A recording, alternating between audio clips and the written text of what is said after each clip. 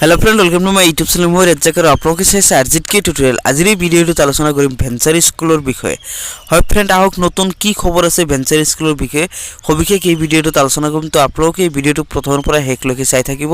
তো ফ্ৰেন্ড, আহক আজিৰ ভিডিঅ'টো আৰম্ভ কৰোঁ। আৰু ভিডিঅ'টো ষ্টাৰ্ট কৰাৰ আগতে আৰু এটা ৰিকুৱেষ্ট, এতিয়ালৈকে যদি আমাৰ চেনেলটো ছাবস্ক্ৰাইব কৰা নাই প্লিজ ছাবস্ক্ৰাইব কৰিব এনেকুৱা ধৰণৰ নতুন নতুন আপডেট সকলোতকৈ আগত পাবৰ কাৰণে। তো ফ্ৰেন্ড, আহক আজিৰ ভিডিঅ'টো আৰম্ভ কৰোঁ। মুখ্যমন্ত্ৰীক প্ৰতিশ্ৰুতি পালনৰ দাবী ধেমাজি জিলা ঐক্য মঞ্চৰ।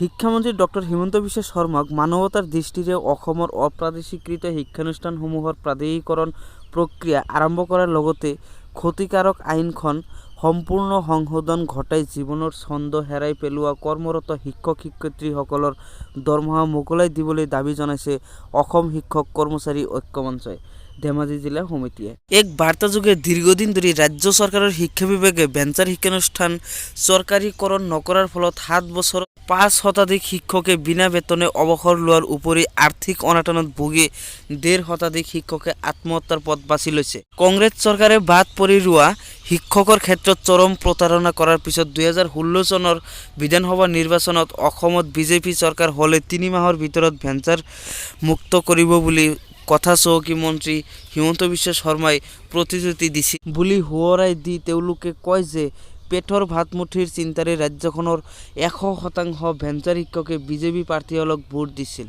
পিছে তেওঁলোকে আক্ষেপ কৰি কয় যে বিজেপি চৰকাৰৰ 4 বছৰ গ'ল যদিও ভেঞ্চাৰ শিক্ষানুষ্ঠানৰ 1% চৰকাৰী নহ'ল।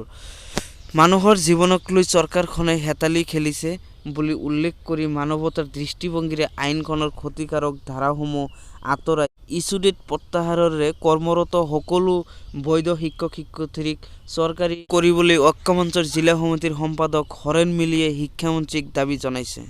তো ফ্ৰেণ্ড, আজিৰ ভিডিঅ' ইমানেই। যদি ভাল লাগিছে লাইক কৰিব আৰু শ্বেয়াৰ কৰিব।